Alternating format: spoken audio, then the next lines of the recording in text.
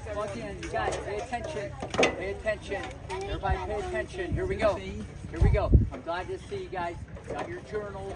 Okay, but I need you to not only write it down, I need you to look at it on a regular basis. And some of you guys are not. Okay, very important to pay attention.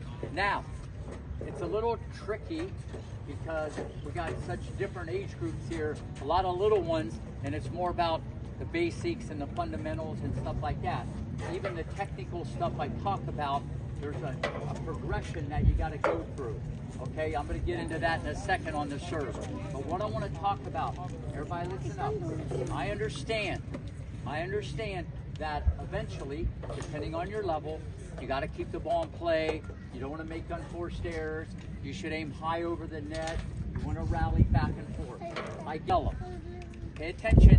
Number one thing that you want to develop, okay, is courage. It's the number one problem in junior tennis. It's even a little more of a problem on the female side, okay, that I've seen throughout my career. Courage. That's the leader in the clubhouse. No fear. You cannot be afraid eventually to hit the ball. You cannot be afraid to come to the net. You can't be afraid to fail. You can't be afraid to hit the ball. Everybody pay attention. That's why some of you guys hit better when you play against better people or you play against the coach, okay? Because you feel freer and you use their power. All I'm saying is courage. It's the most important thing. The problem is when you make a lot of mistakes, I get it. You can kind of back up a little bit, aim higher, more shape, more margin. I get all that stuff. This is the wild card. And it's really important, the courage on the second serve, especially on the girls' side as you go through juniors. It's the number one problem, okay? It's not even a technical thing, a little bit. It's more, I'm afraid to miss it. And the best way to develop that mindset, okay, is 6, 7, 8, 9, 10, 11, 12. I can remember very clearly, okay, many people,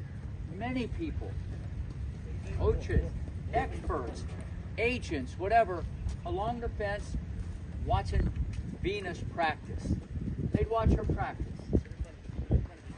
Then it was all said and done, everybody's gone, and I talked to them. They go, she makes a lot of mistakes. She makes a lot of unforced errors. She double faults a lot. She missed so many swing volleys. Okay, and this is from people been there, done that, okay?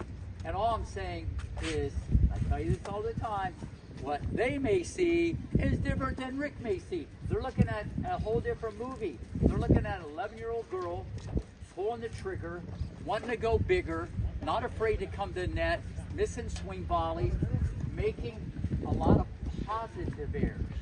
And that's what this is about. Listen, I get keeping the ball in play, but eventually it's the quality of the consistency. How hard can you hit the ball and keep it in? That's where everybody says now about Sinner, the ultimate winner, okay? Hits the ball harder, but he keeps it in. There's a lot of factors that go into that. Footwork, technique, I get that. But courage. If you're not afraid to fail, you're going to succeed. And it's the hardest thing to do when you're young, because you got little arms, little legs, little brain, and you can try not to lose, and you can push the ball, and you can still have success. And I'm not saying you shouldn't do that, but you got to prove it to yourself. Once you have the big C, once you have confidence, you can do anything. And you got to do it, okay, in the practice matches, because it ain't going to happen in a tournament. I've never seen anybody not do it here, and all of a sudden it's like, that's amazing. I've never seen it. I've seen it the other way. This is amazing. They go to the tournament, and you become a chicken. Remember what I said? What do you do with chicken? You eat it. You don't be a chicken. Hit the ball. Hit the ball. Hit the ball. I'm just telling you, this is how this stuff works. You'll learn the stroke. You'll learn the strategy. Okay, hit the ball. And you become that. Everything's a habit. So put that in your journal, okay? And everybody I've ever taught, okay, they were trained to use their speed offensively. They were trained to attack and swarm, cut the court, no fear, okay? No matter where they end up, high school tennis, listen, college tennis, people on the pro tour, people that you've heard of, think about it.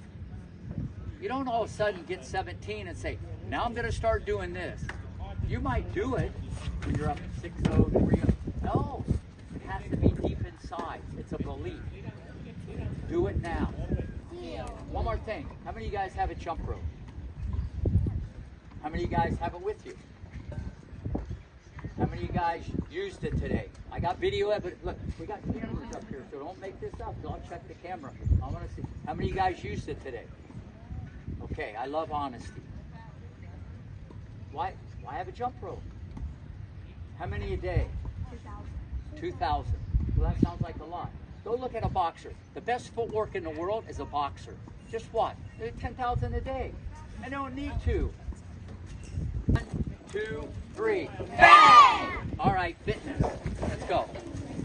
I have a question. So she has a question. Go ahead. I have an answer. How important is your attitude? How important is attitude? That determines altitude.